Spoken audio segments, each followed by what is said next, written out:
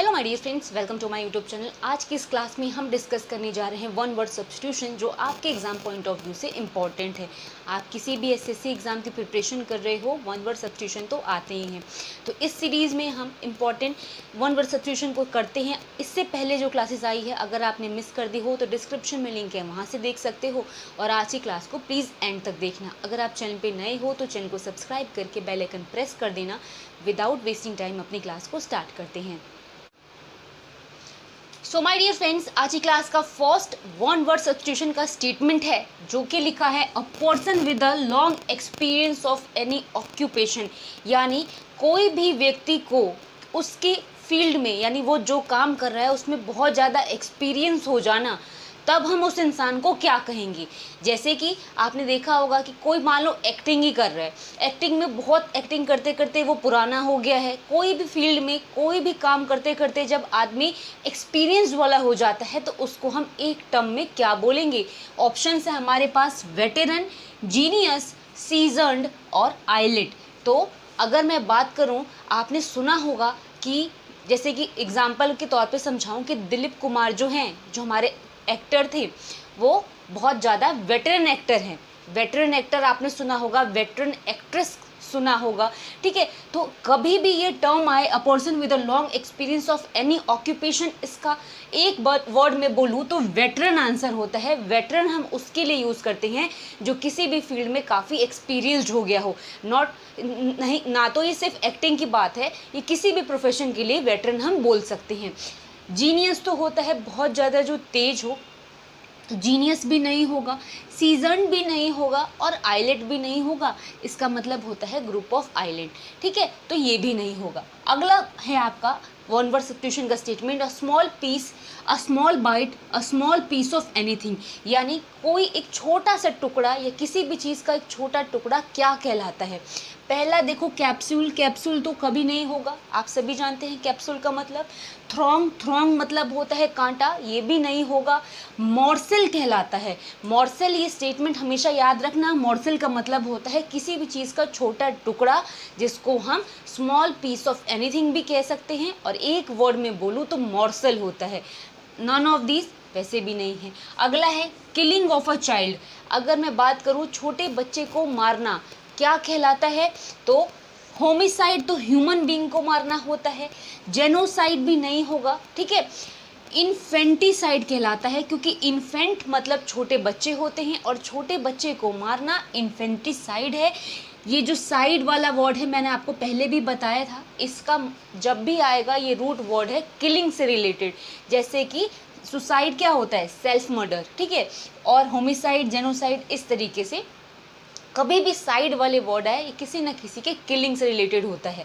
अगला देखो स्टील दिली डन। स्टील दिली डन का मतलब होता है जो चीज़ चोरी से करी गई हो, क्योंकि जो स्टील करना क्या होता है, स्टील मतलब होता है चुराना। स्टील दिली डन मतलब कोई भी चीज़ जो चुपके से चोरी से करा गया हो, उसको क्या कहेंगे। डेवियस नहीं होगा, डेवियस होता है जो भटकाने वाला हो। नेफेरियस होता है जो विकेड हो, यानी जो दुष्ट शैतान हो। विलेनियस भी आप समझ सकते हो, विलेन, पिक्चर्स में आपने देखा होगा विलन का क्या काम होता है, बदमाशी करना होता है।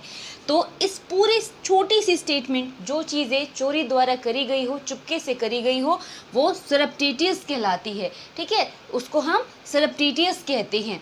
अगला स्टेटमेंट है अ बिगिनर। किसी भी चीज़ में कोई बिगिनर हो, नया नया हो, तो उसको हम क्या कहेंगे, न्यू।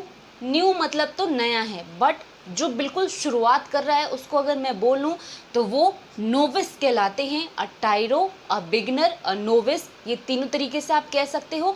नौसिखुआ जिसको बोलते हैं किसी काम में बिल्कुल नया नया। और ट्रांजिएंट भी नहीं होगा, क्योंकि ये होता है बिल्कुल जो चीज़ें टेम्पररी हो, क्षण भर के लिए हो। और नन ऑफ द अबव ऐसे भी नहीं होगा। अब देखो आगे के statements. So my dear friends, अगला स्टेटमेंट है one who walks on rope. आपने देखा होगा कभी कभी सड़क पर या टीवी पे, मोबाइल में, कहीं पर भी कई लोग करतब दिखाने के लिए रस्सियों पे चलते हैं। तो अगर जो रस्सियों पे चल ले उसको हम क्या बोलेंगे। वन वर्ड सब्स्टिट्यूशन की स्टेटमेंट है फनेम्बुलिस्ट, सेकंड है अपहोल्स्टर, थर्ड है हाईजेकर और फोर्थ है एविएटर। तो अगर मैं बात करूँ इस स्टेटमेंट की, तो इसको हम फनेम्बुलिस्ट बोलते हैं, वन हु वॉक्स ऑन रोप। अपहोल्स्टर नहीं होगा। हाईजेकर तो आप सभी जानते होंगे कि हाईजेक कर ली गई है एरोप्लेन, मतलब किसी चीज़ पर अपना नियंत्रण कर लिया जाए, किसी गैंग के द्वारा, किसी ग्रुप के द्वारा, तो हाईजेकर होते हैं। एविएटर जो हवाई जहाज चलाते हैं वो कहलाते हैं। तो one who walks on rope क्या कहलाता है? फुनैम्बुलिस्ट। अगला स्टेटमेंट है constant effort to achieve something, बार बार किसी चीज़ का प्रयास करना कुछ पाने के लिए क्या कहलाता है? ठीक है, पहला है सोशलिस्ट। सोशलिस्ट क्या होते हैं? जो काफ़ी मतलब सामाजिक टाइप के हो, तो वो नहीं होगा, ये ऑप्शन नहीं होगा। विगर क्या होता है? शक्ति होती है, ये भी नहीं होगा।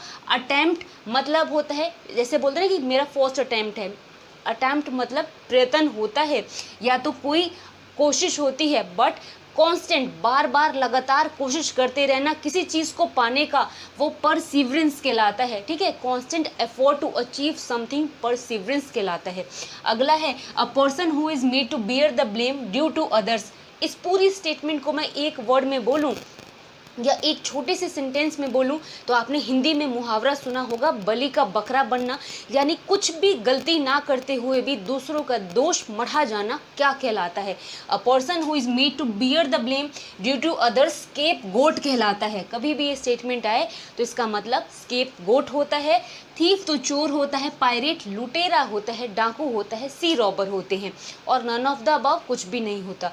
अगला स्टेटमेंट देखो, cutting of a stone in a bladder, यानी किसी ब्लैडर के द्वारा जो पत्थरों को काटा जाता है वो प्रोसेस क्या कहलाता है?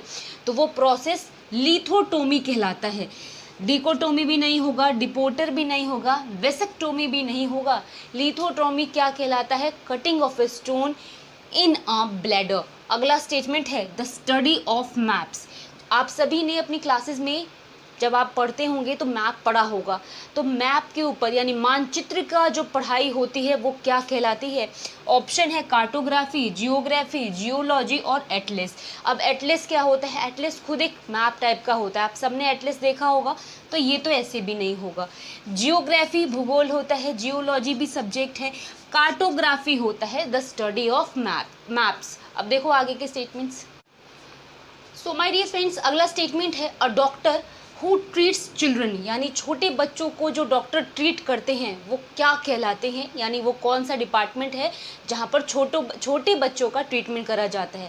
पहला है पेडिट्रिशियन, सेकंड है पेडागॉग, पेडिस्ट्रियन एंड नॉट मतलब यहाँ पे लिखा है नन ऑफ दीज। तो पहला जो स्टेटमेंट है और डॉक्टर हु ट्रीट्स चिल्ड्रन, तो जो डॉक्टर छोटे बच्चों का इलाज करते हैं वो पेडिट्रिशियन कहलाते हैं। जैसे कि जो नर्वस सिस्टम से इलाज करते हैं तो वो न्यूरोसर्जन कहलाते हैं। ठीक है, अगर कोई स्टमक रिलेटेड डिसऑर्डर है तो वो गैस्ट्रोलॉजिस्ट कहलाते हैं। इस तरीके से हर एक बॉडी ऑर्गन का, हर एक बॉडी पार्ट का एक मतलब एक एक्सपर्ट डॉक्टर होते हैं ना, तो अगर जो छोटे बच्चों का इलाज करते हैं वो कभी भी आए स्टेटमेंट तो वो पेडियाट्रिशियन कहलाते हैं।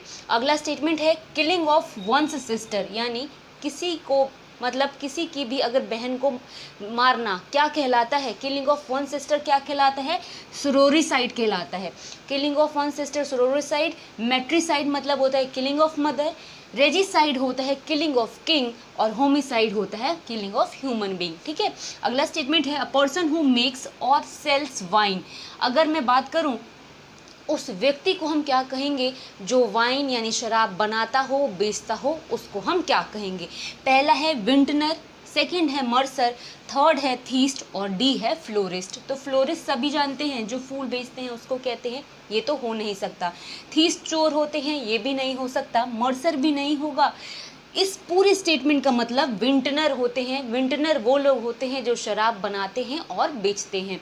अगला स्टेटमेंट देखो, ईजिली डिसीव्ड और चीटेड।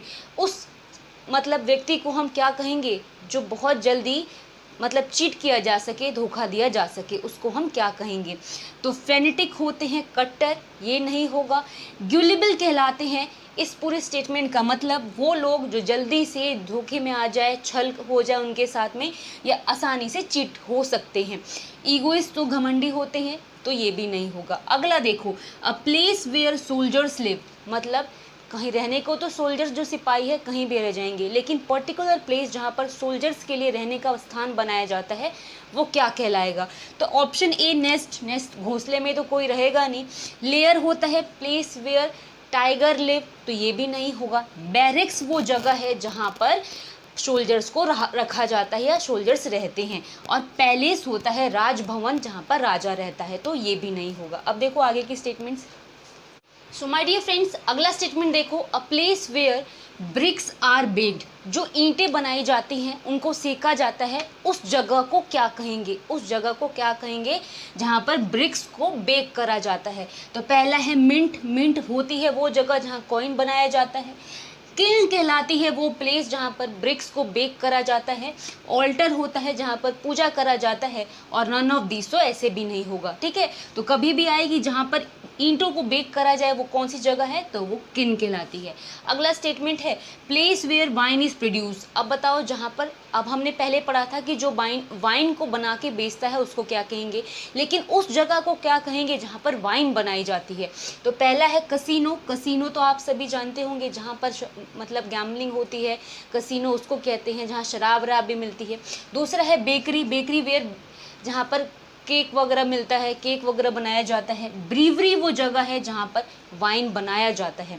और एपीरी भी नहीं है। अगला स्टेटमेंट है अ पर्सन हु क्रिएट्स और सेल्स हैट्स फॉर वुमेन। उस व्यक्ति को हम क्या कहेंगे जो महिलाओं के लिए टोपी बनाए और बेचे? तो ऑस्लर नहीं होगा। ऑस्लर का मतलब उस व्यक्ति से है जो घोड़ों की देखभाल करता है, जहाँ पर घोड़े को रखा जाता है। ऑक्यूलिस्ट होता है आई स्पेशलिस्ट, ये भी नहीं होगा। मिलिनर वो लोग कहलाते हैं जो लोग महिलाओं की टोपी बनाते हैं और बेचते हैं। नॉन ऑफ दिस कुछ नहीं है। अगला है an almirah in which clothes are kept. उस घर में अलमारी जो हमारी होती है, अलमारी में हर कुछ भी रख सकते हैं, लेकिन जहाँ पर कपड़े रखे जाएं, यानी कपड़े वाली अलमारी क्या कहलाती है? तो कॉन्वेंट नहीं होगा, वो कहलाती है वार्डरोब। वार्डरोब वर्ड आप सभी सुने होंगे। वार्डरोब ही वो जगह है, वो उस अलमारी को कहते हैं जहाँ पर पर्टिकुलरली क्लोथ्स रखे जाते हैं। टेनरी नहीं होगा। टेनरी वो जगह होती है जहाँ पर लेदर वगैरह बनता है। अगला है scientific study of weather. Weather मतलब मौसम। जो आपने सुना होगा कि मौसम की जानकारी जो देते हैं तो पहले उस पर रिसर्च करते हैं, पढ़ते हैं, तभी तो प्रिडिक्ट करते हैं। तो साइंटिफिक स्टडी ऑफ वेदर क्या कहलाता है? तो मेट्रोलॉजी कहलाता है। आपने मौसम विज्ञान सुना होगा, तो मेट्रोलॉजिस्ट वो होते हैं जो मौसम वैज्ञानिक होते हैं, और मेट्रोलॉजी है scientific study of weather. Theology भी नहीं होगा, ये होता है धर्म विद्या। ऑर्निथोलॉजी स्टडी ऑफ बर्ड्स, और टॉक्सिकोलॉजी स्टडी ऑफ पॉइजन, तो ये भी नहीं होगा। सो माय डियर फ्रेंड्स, ये छोटी सी क्लास थी, वन वर्ड सब्स्टिट्यूशन। इंपॉर्टेंट जो आपके एग्जाम पॉइंट ऑफ व्यू से वो सारे आज मैंने डिस्कस करे। अगर आपको समझ में आया हो, वीडियो पसंद आई हो, तो वीडियो को लाइक कर देना और शेयर करना ना भूलना। ऐसी और क्लासेस आती रहेंगी। अगर आपको अच्छी लगी हो तो प्लीज़ चैनल को सब्सक्राइब करके बेल आइकन प्रेस कर देना। मिलेंगे कल की क्लास में, तब तक के लिए थैंक्स फॉर वॉचिंग।